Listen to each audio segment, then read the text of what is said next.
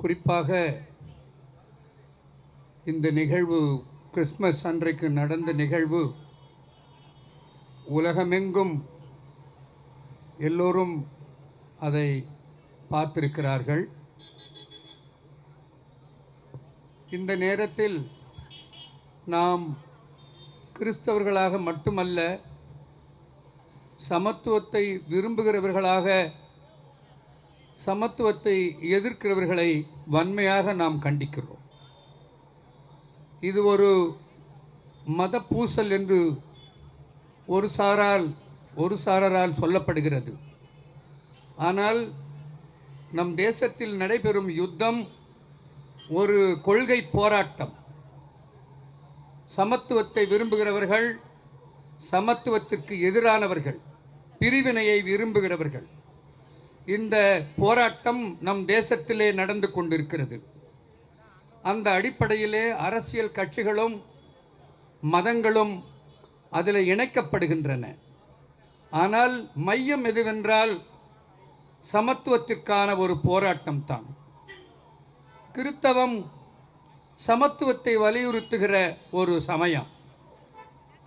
எல்லோருக்குமே தெரியும், கிறிஸ்துவிலே ஆண் என்றும் இல்லை, பெண் என்றும் இல்லை, யூதன் என்றும் இல்லை, கிரேக்கன் என்றும் இல்லை, அடிமை என்றும் இல்லை, சுயாதீனன் என்றும் இல்லை என்கிற அந்த தத்துவத்திலே கிறிஸ்தவம் மையம் கொண்டிருக்கிறது.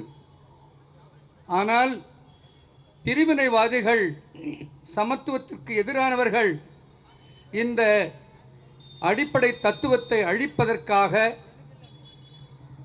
அதற்கு உறுதுணையாக இருக்கிற கிறிஸ்தவ சமயத்தினரை அங்கு இப்பொழுதே அவர்களை சூறையாட வேண்டும் என்கிற எண்ணத்திலே, அதுவும் பண்டிகை நாளன்று ஒன்றும் தெரியாத ஏழை அப்பாவிகள் தன் கடவுளை தொழுது கொள்ள, மகிழ்ச்சியோடு தொழுது கொள்ள செல்லும் பொழுது இந்த பிரிவினை சக்திகள் ஒரு பெரிய ஒரு விபத்தை ஏற்படுத்தியிருக்கிற நிகழ்வை உலகம் கண்டிருக்கிறது. ஒருவேளை நாம் அனைத்து பேரும் இங்கு கூடியிருக்கிற வேளையில் நாம் மட்டுமல்ல, இது ஒரு மதத்திற்கு எதிரான, கிறிஸ்தவ மதத்திற்கு எதிரான ஒரு செயல்பாடு என்று நாம் சொல்லிக் கொண்டிருக்கிற அதே வேளையிலே சமத்துவத்திற்கு எதிரான ஒரு பிரிவினை சக்திகள் ஒன்று சேர்ந்திருக்கிறது. இது போன்ற நாளிலே நம்முடைய சமயத்தில், கிறிஸ்தவ சமயத்தில் சமத்துவத்தை நிலைநாட்டுவதும், அது மட்டுமல்லாமல் மற்ற மதங்களிலே கூட மற்ற அரசியல் சம்பந்தப்பட்டவர்கள், சமத்துவவாதிகள் எல்லோரும் ஒன்று சேர்ந்தால் மட்டுமே இந்த பிரிவினைகள் சக்திகளை நாம் தோற்கடிக்க முடியும். ஆக இது ஒரு சமய போராட்டம் என்பது மட்டுமல்ல, ஒரு சித்தாந்த போராட்டம்.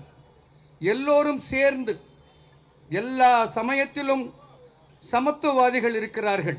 எல்லா சமயத்திலும் எல்லா சமத்துவவாதிகளும் ஒன்று சேர்ந்து நாம் இந்த தேசத்தை ஒரு சமத்துவ தேசமாக மாற்றெடுக்க நாம் கடுமையாக போராட வேண்டியிருக்கிறது.